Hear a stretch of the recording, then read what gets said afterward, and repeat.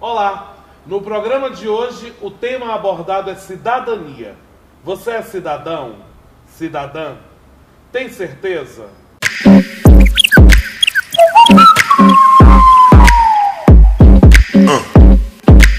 No programa de hoje, estamos recebendo o professor da UNEB, Juraci Marques. Olá, Juraci. Oi, Flávio, tudo bem? Juraci, o que é que a gente pode falar para as pessoas que estão assistindo? O que é a palavra cidadania? Cidadania tem a ver com a nossa vida na cidade, nosso comportamento, a nossa ética, os nossos desejos, os nossos sonhos. É tudo que envolve o nosso comportamento nas cidades. Na sua opinião, por que a nossa sociedade sofre para encontrar bons cidadãos? Bem, a sociedade hoje vive uma crise de valores absurda, né? A gente está vendo aí, hoje, por exemplo, o comportamento islâmico, né? Ser muçulmano na Europa é motivo de grande sofrimento. Você hoje pegar um jovem para ter esperança no Brasil, com tanta corrupção, tanta informação ruim. Então, é como se nós tivéssemos perdido algo muito especial da nossa vida, o que é uma grande ilusão, porque nós precisamos recuperar essa estima de viver em sociedade, a alegria de viver em sociedade, mas as informações que chegam é de que as coisas estão ruins e que a vida está ruim. Então, hoje, a cidadania é como se ela sofresse de um mal incurável, né? E as pessoas estão entrando nessa vibração de que as coisas não vão bem. Consequentemente, a cidadania é um ato impossível, né? O que é algo muito estranho, porque viver é um dom maravilhoso, é um presente maravilhoso, e nós precisamos transformar a vida num ato sublime, num ato de alegria, num ato de felicidade. E não nesse ato de desespero, de tristeza, de desesperança que a gente vive hoje. A nossa equipe foi às ruas pegar alguns exemplos de anticidadania. Roda o VT. Oi, Flávio, tudo bom? Nós estamos aqui na rua para escutar do pessoal o que para eles mais incomoda do comportamento dos outros, que são tidos como bons cidadãos. Nós também vamos escutar a receita para ser um bom cidadão. Vamos nessa? Você se considera um bom cidadão e por quê? Eu me considero um bom cidadão, pelo menos tento ser, né? Porque sempre estou de olho principalmente na minha ida e vinda, na rua ou dirigindo, sempre penso também nas outras pessoas que estão comigo no trânsito, porque a gente sabe que tanto no trânsito como nas vias normal andando, não tem só a gente, então a gente tem que pensar em si no outro. Então eu sempre tento conciliar o meu direito de vir com o direito da outra pessoa para tentar manter a convivência em sociedade mais tranquila. Você falou das suas idas e vindas, dessas idas e vindas, o que mais te incomoda no comportamento dos outros? O problema fundamental hoje é a educação, tanto no trânsito como na vida social em geral. O senhor se considera um bom cidadão? Me considero sim. Por quê?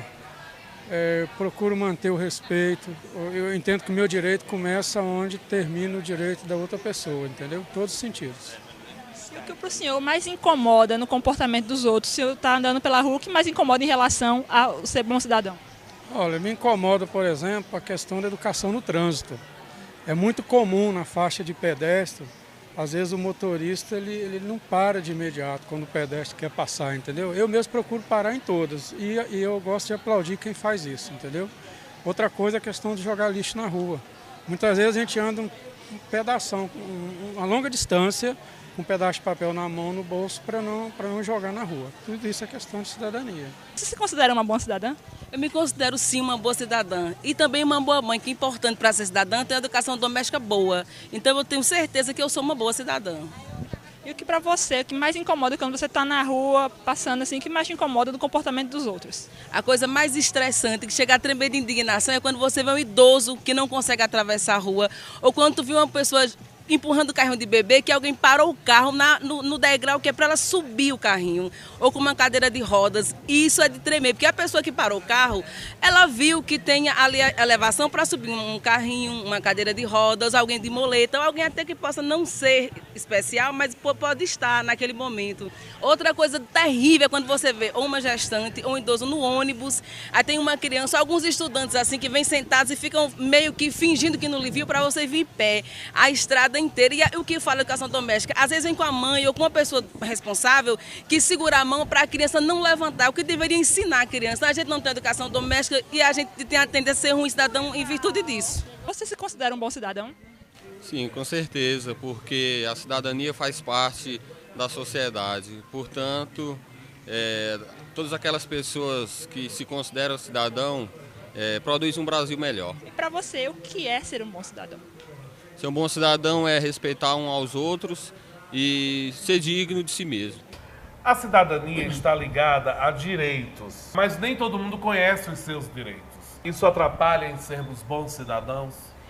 Flávio, eu acho que o direito até nós conhecemos. Eu queria só dar um exemplo das prisões, né? As pessoas sabem que ninguém vai ter uma vida, uma socialização vivendo amontoado como está. Então, qual é o direito, por exemplo, das pessoas que foram presas frente a esse projeto de recuperar algum criminoso? Então, eu sei que as cadeias não recuperam, o prefeito sabe, o deputado sabe, o presidente da República sabe, o presidente do Supremo Tribunal sabe. E por que é que a gente não faz nada? Nós sabemos que uma criança que não tem acesso a lazer, a cultura, a educação, pode cair no campo da marginalidade. Todos nós sabemos disso. Nós sabemos que as pessoas têm direito, o jovem tem direito a isso. Mas por que é que a gente não protege esse direito?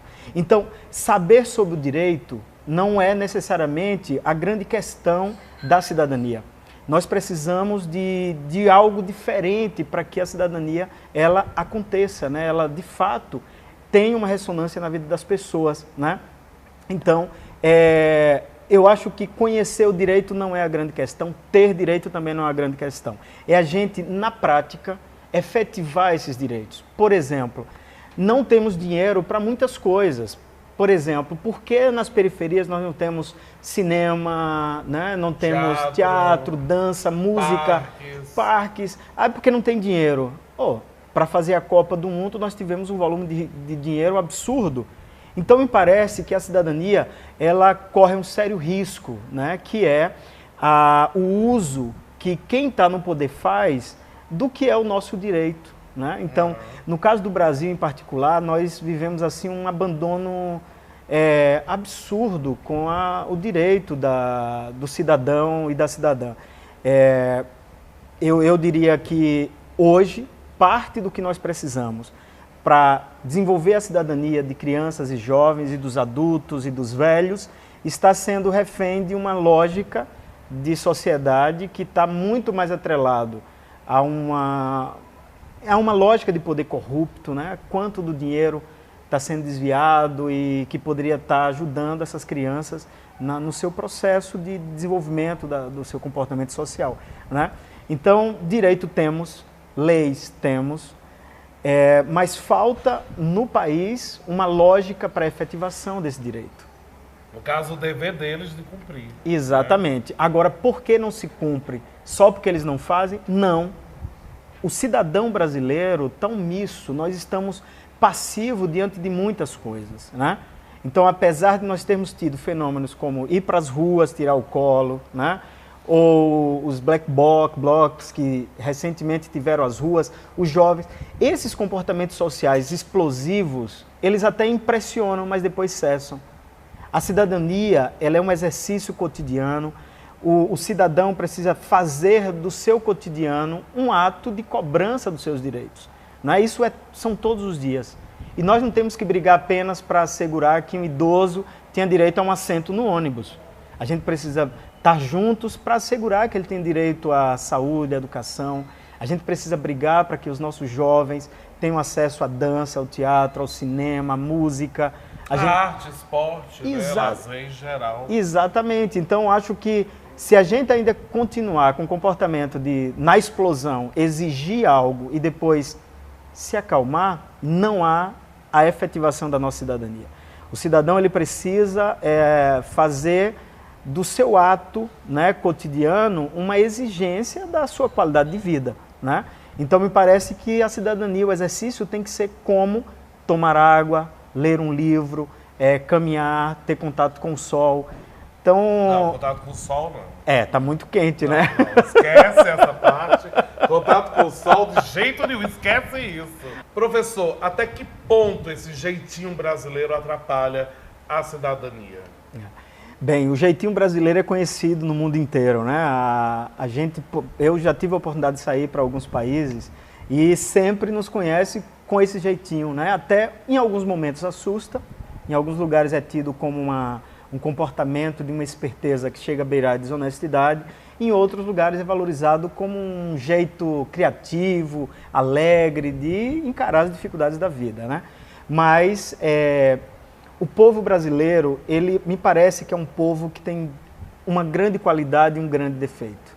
A grande qualidade, nós somos uma nação que, apesar das dores, né, a gente não perdeu o riso, não perdeu a alegria, a gente ainda abraça, a gente beija, a gente tem uma esperteza fantástica, né? Eu tenho um amigo que acabou de vir de Salvador, disse, rapaz, eu não volto em Salvador. Eu falei, por quê? É muita alegria, né? Então isso é para ser celebrado. Essa alegria, em hipótese nenhuma, pode ser apontado como um comportamento da desonestidade, né? Mas o jeitinho brasileiro que talvez incomode, talvez seja essa desonestidade em escala menor que é tratada como algo comum, né? Então corrupção não é a prática do Eduardo Cunha ou dos políticos que a gente está vendo sendo denunciado no Mensalão, no escândalo da Petrobras. A corrupção, ela é, em escala menor ou maior, aquele comportamento que desvia das normas, né, que fere direitos, que de alguma sorte trapaceia alguém, né? Então me parece que essa face do jeitinho brasileiro é algo muito ruim. E aí o cidadão e a cidadã, nós precisamos tomar a consciência de que não é ético denunciar os políticos que estão aí beirando a corrupção deslavada, e a gente não ser capaz de, por exemplo, ao receber um dinheiro a mais num troco, não devolver, né?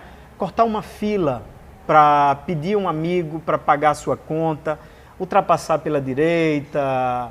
Esse aspecto do jeitinho brasileiro, eu acho, me incomoda bastante, Flávio, e eu acho que nós precisamos mudar nesse aspecto. Por outro lado, eu acho que nós temos no jeitinho brasileiro, nessa alegria, nessa vontade de ter um país diferente, sabe? Não perder a alegria, o sorriso, essa força que a gente tem.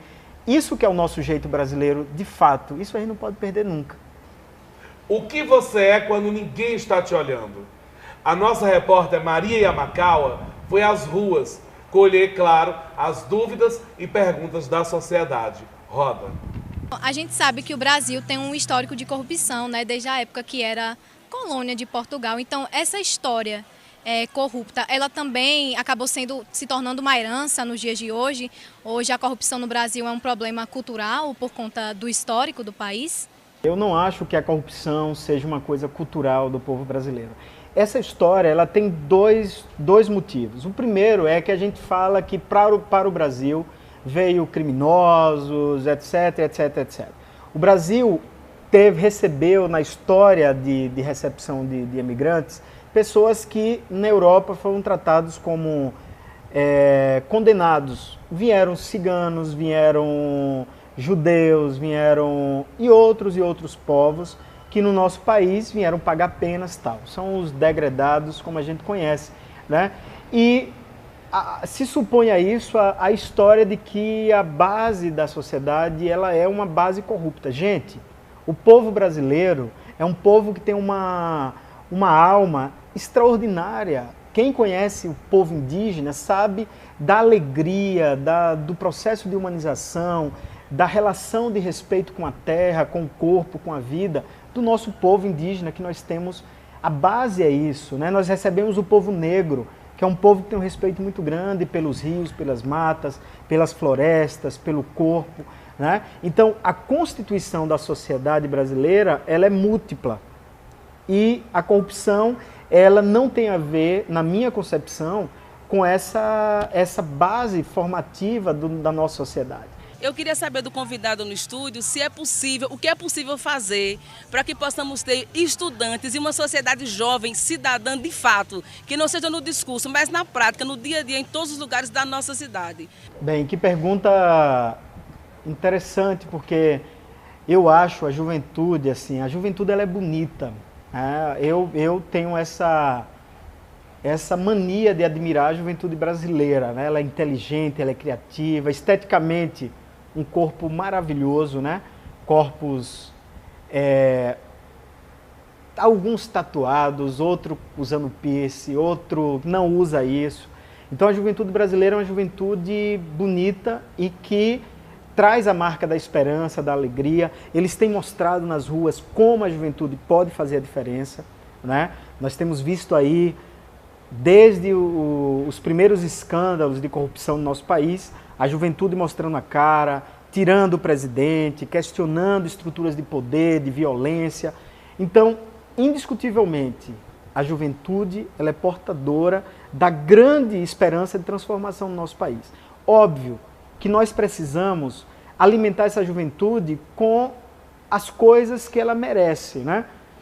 Eu, por exemplo, quando olho nossas cidades, não vejo nada para a nossa juventude. Cadê o teatro para nossos jovens? Cadê o cinema, né?